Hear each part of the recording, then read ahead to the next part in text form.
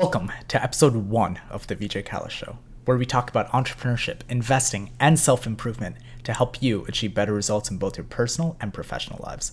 I'm your host, Vijay Kailash, founder of Kailash Capital Group. Let me quickly tell you what my goal is with this podcast. I want to connect with people who are doing better than me in other areas of life, such as business or investing or just self-improvement. And my goal is to learn from people who've already walked the walk, not just theory. I got books behind me. I've read books. There's theory. I apply some of it. However, I think you get the most out of it when you learn from someone who's already walked the walk, and then you can use them as a mentor to help you walk the walk yourself.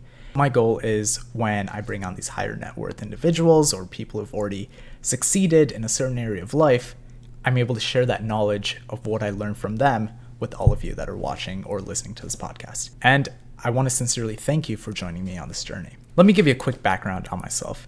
I've been an entrepreneur from as early as just the 8th grade. I actually sold Mountain Dew out of my locker. And how it started was there was this auctioning class for some sort of charity, and someone auctioned off a can of Mountain Dew for $5. And I was 13 years old at the time. I'm like, $5? Someone's willing to spend $5 for one can? When I got home that day, I walked to the gas station and I bought a 12-pack of Mountain Dew for about $4. And then the next day I brought to school, and to my surprise, I was able to sell all 12 cans before the day ended for $1 each. And I realized there was a potential business here. So I did that again. I started buying 2-3 cases, 24, 36 cans, and I was able to sell them all before the day ended. And at my peak, I was making $36 a day in revenue. And I'm like, this is huge for a 13-year-old. Business was going well. I was really looking into expanding, having my friends sell it and all that. But what happened was my parents got a little concerned and they wanted me to stop because they didn't think promoting sugary drinks to other middle schoolers was a good idea. They don't want me to get in trouble with the school and all that. So, I listened to them. I stopped. But what happened was I caught the entrepreneurial bug and just love the fact you can start making money without even working for someone. I looked for another way to make money, and this was in high school. I started teaching guitar and drums, but there was this one problem. I didn't play either instrument. I went on YouTube and I basically Googled introduction to guitar, and I bought a guitar. I started learning it, and then I got students. And so as long as I was just one episode or one lesson ahead of my student, it was a win-win. I went on YouTube, I learned the content, I practiced it a few times, I took on students who knew nothing, I was able to help them get to that level, and then the next week they had a new lesson, so I needed to go learn it. So by doing this, I was able to first learn a musical instrument by myself, and second, able to make money. And the parents loved it because it was basically free babysitting for them. Their parents were at work, and guitar lessons were right after or while they were still at work, so I could go there, babysit, but also they get a musical lesson and I get to learn. So it was just a win-win situation for everyone, and I absolutely loved it. But of course that business ended because I went to college and I just had to give up on something. And even though I loved music, I had to put that on the side so I could focus on something else. Fast forward to graduating college and getting a job out of college, I started something called house hacking. I just absolutely hated paying rent. I'm like, I just hated the fact that you got to pay rent. So what I did instead was I bought a house. I lived in the smallest bedroom, and I wanted to keep 2 bedrooms to myself. They're 2 bedrooms, and they shared a bathroom in the middle, and I wanted to rent out the master bedroom, and it had a attached bath. My goal was, I'm like, cool, I can have 1 bedroom and an office room, and then I could rent out the other room to someone else. But I was going away for the weekend, and I listed the office room, which had a futon, on Airbnb, because I'm like, cool, let's see if someone wants to sleep on it for a weekend. Why not? I'm not going to be here. So I listed it, and then someone booked it for 27 nights. And it wasn't just one guy. It was actually him and his wife who were moving down from Chicago. They just moved down to Charlotte, and they need a place to stay, but they want to do it on a budget. And I'm like, okay, all right, there's actually higher demand than I thought. So after they left, I sold that futon, and I bought an actual bed for that room.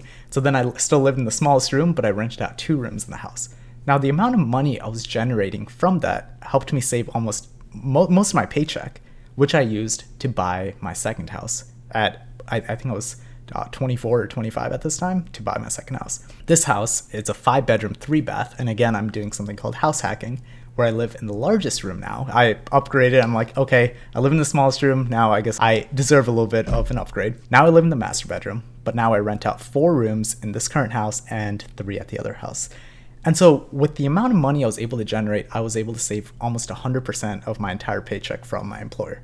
Taking that money and all the amount I saved, I was able to leave my job officially in January 2022, and I started the, biggest business of my life so far, which is a hedge fund. My background's in investment management. I've been trading in the stock market for 6 years, but I primarily trade something called options, which may get a bad rep. And, people misunderstand a lot of things. Like crypto has a bad rep. People think just because they don't understand something, oh, it's risky. And it is risky if you don't understand it. It's just like driving a car. If you don't know how to drive a car, it's extremely risky. But once you understand how a car works, or at least how to use it, you can get from point A to point B a lot faster. So that's how it is with options as well.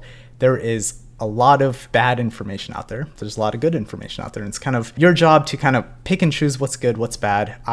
Just because I've been successful at trading it, I'd love to be a resource for all of you. Let's talk about what is a hedge fund.